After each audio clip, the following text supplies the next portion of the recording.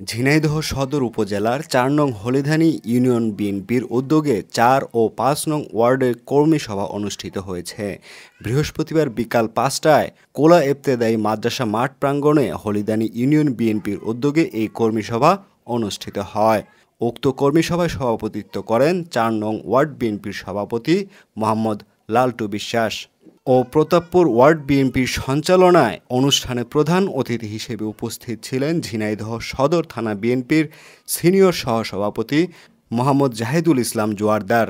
প্রধান বক্তা হিসেবে উপস্থিত ছিলেন আলফাজ উদ্দিন বিশ্বাস, হলিদানী ইউনিয়ন বিএনপির সভাপতি। বিশেষ অতিথি হিসেবে উপস্থিত ছিলেন ওয়াহিদ সাদিক বকুল, সাধারণ সম্পাদক ৪ নং হলিদানী ইউনিয়ন বিএনপি, আলমগীর হোসেন আলম, হলিদানী ইউনিয়ন বিএনপির সিনিয়র সহসভাপতি, আমির হোসেন সাংগঠনিক সম্পাদক, সাব্বির আহমেদ হান্নান যুগ্ম সাধারণ সম্পাদক, হলিদানী ইউনিয়ন বিএনপি, আশরাফুল ইসলাম দপ্তর সম্পাদক, শাহজাহান সিরাজ শ্রমিক দল সাধারণ সম্পাদক, ইকবাল হোসেন সাবেক সাধারণ সম্পাদক, যুবদল ও বিএনপি সহ বিএনপি, যুবদল, কৃষক দল, মৎস্যজীবী দল, তাঁতি দল এবং ছাত্র দলের নেতৃবৃন্দ অনুষ্ঠানে উপস্থিত ছিলেন। আমাদের ভূমিকাটা এমন হয়ে গেছে, আমরা সেখানে যাই হুমসে গেলে ভাবে মনে করি আমরা স্বাধীন হয়ে গেছি, আমরা ক্ষমতায় চলে এসেছি। কিন্তু আসলে কি আমরা ক্ষমতায় এসেছি?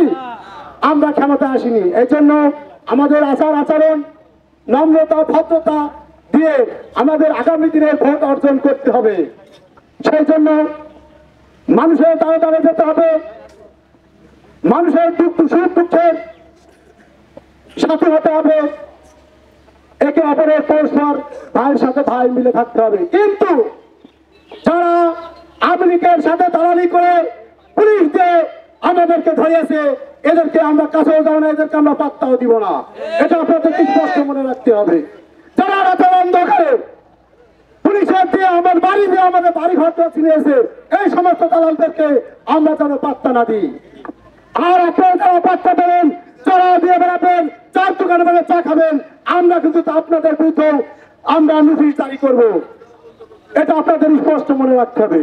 এর সাথে সাথে আমি আজকে স্মরণ করতে চাই যাদের বিগত দিনে আমরা হলিদানিতে হরতাল পালন করেছি, আমাদের সেই সাধক ভাইয়ের নেতৃত্বে। কিন্তু দুঃখের বিষয়, সে আজকে থাকলে হয়তো আমরা একটু পুলকিত হতাম, একটু আনন্দ ভোগ করতে পারতাম। কিন্তু দুঃখের বিষয়, তিনি আর সেটা দেখে যেতে পারেননি।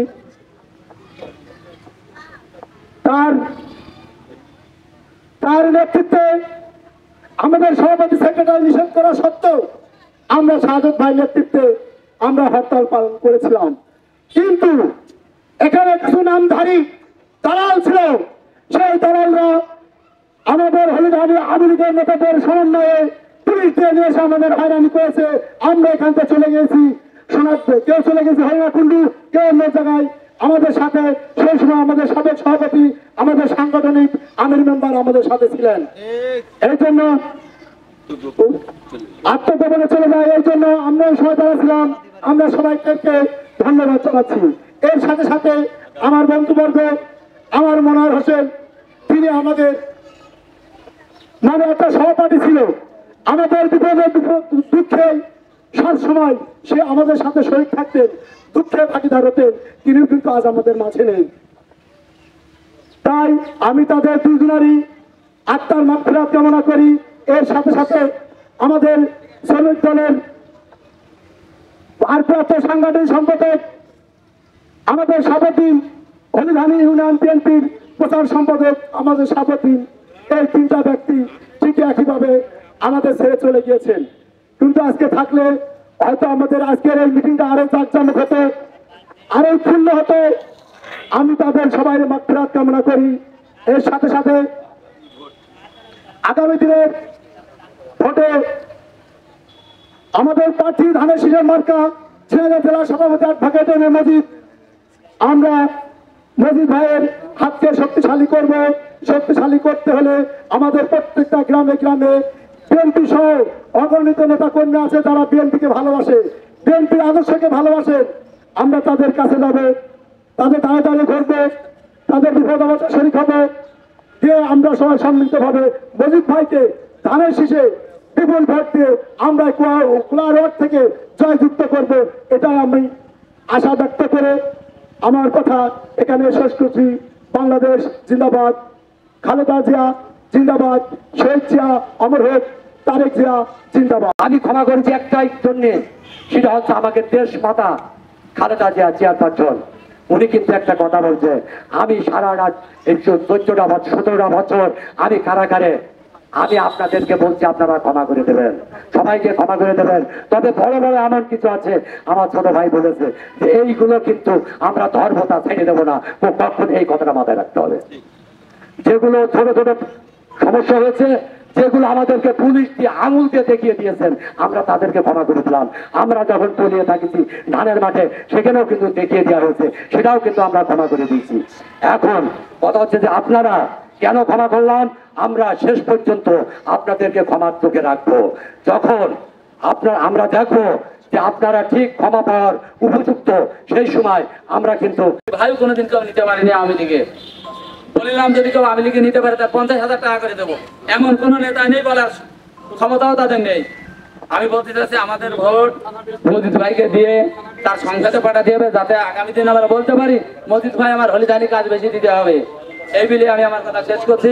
আল্লাহ গাধা এখানে ঘুলাইলো কিটা, তা বলছে যে তুই ঘুলাইছিস, তা বলছে যে ভাই আমি তো আজ 1 বছর গোসলই করি না, তুই ঘুলাইছি, তোর দাদা ঘুলিয়েছে। এই যে আমরা ঘাত প্রতিঘাতের কথা বলতে আর কি বলবো।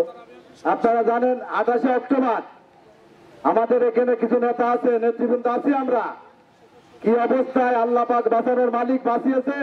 আমি একটাই অনুরোধ করবো আপনাদের কাছে, অনেক নেতা বা অনেক দেখেছেন, এমপি দেখেছেন, একটা বার আমার নেতা মজিদ সাহেবকে একটা বার ভোট দিয়ে এমপি হওয়ার উদাত্ত আহ্বান জানিয়ে এই আমার আশাবাদ ব্যক্ত করে আপনাদের কাছে শেষ করে জানতে না পারে, মানে ঘরোয়া পরিবেশে আমাদের মিটিং করতে এসেছে। আমি আপনাদেরকে একটা মেসেজ দিতে চাই, সেটা হচ্ছে এখনো আমরা কিন্তু মুক্ত না, ততক্ষণ পর্যন্ত মুক্ত না যতক্ষণ পর্যন্ত না আমরা ভোটে বিজয় লাভ করতে না পারি। এই জন্য আজকে আমরা এখান থেকে শপথ নিব যেন আগামী দিন আমরা এই ঝিনাইদহ 2 আসনের এম.এ. মজিদ ভাইকে বিপুল ভোট দিয়ে বিজয় লাভ করে আমরা সংসদে অন্ততপক্ষে আমাদের মজিদ ভাইকে পাঠাতে পারি। যদি পাঠাতে পারি তাহলে আমাদের সার্থকতা হবে, তা যদি না হয়, সারা বাংলাদেশে যদি বিএনপি সিট পায় আর যদি ঝিনাইদহে বিএনপি সিট না পায়, তাহলে কিন্তু আমাদের বিজয় ছিনিয়ে আনা কখনোই সম্ভব হবে না। আর প্রত্যেকটা মানুষই নির্যাতিত, এই নির্যাতনের কথা আজ বলার সময় না, আমাদের ভোট সংগ্রহ করতে হবে। এই ভোট যে আমরা সংগ্রহ করব কিভাবে, সেই উদ্দেশ্যে আমাদেরকে এখান থেকে শপথ নিয়ে বিদায় নিতে হবে। এই বলে আমি